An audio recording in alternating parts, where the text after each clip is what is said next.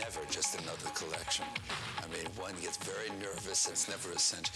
Every designer that I know, I mean, that goes through that anxiety, period before a collection. Did you know before this most recent collection that you had a hit on your hands? I don't think anyone really is that secure. I think I felt really good about the clothes, and that's all I really care about. Now, you're not only a designer. According to 20 years worth of press, you're a marketing genius. I have a quote. I don't hard sell anything. My attitude is, if you want to sell jeans, don't talk about them. I think what I was getting at was is that you want to convey an image about what we stand for, whether it's fragrance, whether it's clothing, whether it's accessories, whatever it is. At the same time, what you want to do is create excitement. You want people to notice your ads, your print ads, or your commercials. I dread to think what became of her. That haunting, exquisite creature. A note of music. Save me. A thoughtless word from any one of us. A disturbance of the air could start an earthquake in her. No one could protect her, dearest, from the passion she inspired. How could so much love do so much damage? Between love and madness lies obsession. There's a smile on your face, Glenn. Did I lead you into something that you're lying in bed at night, and the TV comes on, and you hear... The TV doesn't work in bed. Oh, I'm sorry. Between love and madness lies Calvin Klein's obsession. Do you sort of get a hoot out of that? Do you giggle? I mean, do you know what it means? Yes. Are you kidding? I mean, I approve of all of this. We sit and we work on all of these lines, and I think it's very interesting because you're not talking about the visuals. You're always talking about the words, and I think people remember the words in commercials. Members of the jury, the accused stands before you on trial for his sins. Forgive me. I loved you all. Liar, you only love your dreams. Dreams are where a man invents himself. Is that a sin? In your obsession ad for print, we see two naked women sort of wound around one another a little bit, and there seems to be a naked man sort of in the picture as well. Is it to shock? No. It's not to shock, but it's certainly to be noticed. I mean, what the hell is the point in advertising in a magazine if there are 700 pages and someone's just going to flip through it and not see it? I mean, we want it to be noticed, and I want to do something that sometimes is provocative, and sometimes I'm a bad boy and I take chances, and sometimes I get caught on it. The hardcore feminists say, and you know this, that the ads masquerade as soft porn. Well, Glenn, you can't please everyone. I mean, I accept the criticism, and again, I say the intention is not to create pornography. The intention is to create something that's very beautiful. But why then do you suppose those feminists are so upset? For instance, in the TV ad for Obsession, there's a 15-year-old teenager who's in love with an older woman. She loved me, and she's gone. Did I invent her? The secrets in her twilight eyes, the whispers at my bedside, her arms, her mouth saved me. But how? Her amber hair and all the smell of it. Every young boy has been in love with a school teacher or someone that they've been attracted to or someone that they've fantasized about. I don't see anything terribly wrong, and we didn't have a problem with that anyway. Calvin, you've had the chance to meet many famous, beautiful, wonderful women. One of them I know who you met last year and who you presented the Lifetime Achievement Award in Fashion to was Miss Katharine Hepburn. I think the reason that the Council of Fashion Designers asked me to present this award to her for Lifetime Achievement in style was because I've been so inspired by her attitude, her sense of style, the way she's projected herself on screen and in real life. But off screen, wait a minute. This woman wears ripped pants that are 35 years old, and I know that you had tea with her one day, and apparently little things here and there were ripped. Tell me... She has the best tailored clothes that you can imagine.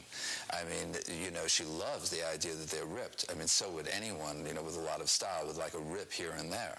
Everything is very well thought out and calculated and studied. Woman knows exactly the way she should look. Now, you're sitting on top of a mountain that's about $1 billion high or more. What does the money mean? I don't think the money means a hell of a lot. I mean, it's afforded me certain luxuries, but those luxuries become necessities if you live the way I do. It's not about money. I mean, everything that I've done in my life is not to earn money. It's to be proud of what I'm doing. It's to enjoy what I'm doing. It's to create something that's exciting or something that I'm going to have fun with, and I want it to pay off. Now, I could be wrong, but you look like a happy guy. You're not wrong. I'm a very happy guy.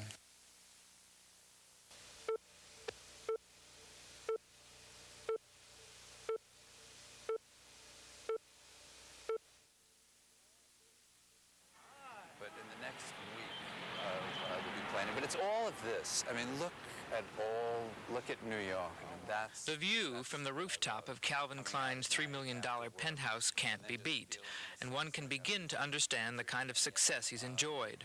That's Tavern on the Green over there. You can parachute into that, right? Although happily married and rich now, in his early years, he was broke and unhappy. When I came out of school, I was, and I say this modestly, I mean, I was the best in my class, and I got the worst job. How much a week? I think it was about $55 a week. And I asked the man who I was working for a raise, and I told him I wanted a $25 raise, and he said to me, no, and I said, well, I quit. What about those lilac suits that you made that had fox collars and fox down the lapels? I worked for a man, that was my second job, after school, who used to make clothes for hookers. And I designed suits and coats for hookers. And one day I'll never forget, for the first time I had seen someone come up and wear one of these suits that we made, and she had a yellow handbag, yellow shoes, and a yellow hat to match. And then I quit that job. At one point, not long after that, you were almost going to quit everything.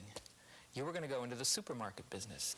My partner, Barry Schwartz, and my closest friend, offered me, an arrangement, a partnership in his family business. I was, as everyone is at one time or another in their lives, I was at a very frustrated point. And I just didn't know where I was going, and it wasn't happening the way I had hoped. And I knew that my father would say, take this, because this meant security. And instead, my father said, he says, I don't think you'll be able to live with yourself if you don't give yourself the opportunity to really see and give it enough time to really see if you can achieve what you've studied all of these years for. And I was, that did it for me. I mean, he did it. It was his advice. And ironically, Barry became my business partner in... and the rest is history. Minor history. You're at sort of a crossroads, it seems, in your life. You've got the most successful collection of your career. Your image has never been rosier. And if you look at this month's issue of Vanity Fair magazine, there is a very beautiful woman on your arm. Do you have a question? Well, I have a quote. I mean, I would agree with you, but... I have a quote. Yes. This relationship has totally changed my life. We're talking about your new wife, Kelly Rector. What did you mean by that? Well, I think when someone gets married, when someone makes a commitment, and I believe with all of my provocative advertising and my short hemlines, I'm very old-fashioned. There's a very old-fashioned side of me, too. I mean, I believe in commitment and I believe in marriage. And we are very happy. We have a wonderful relationship.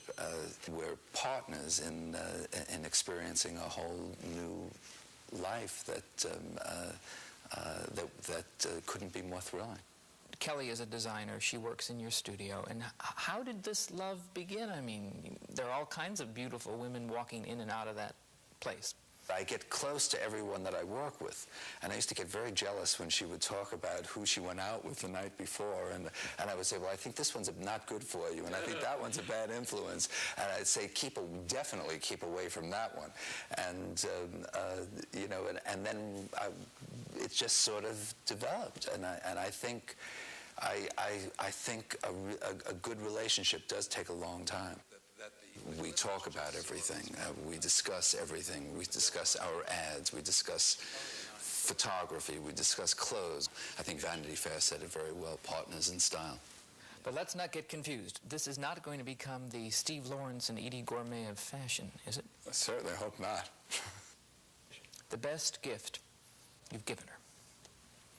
Well, there's a very special gift that I've just given her, yes, as a matter of fact, which I think is very beautiful. It's something that some of the Duchess of Windsor's jewelry.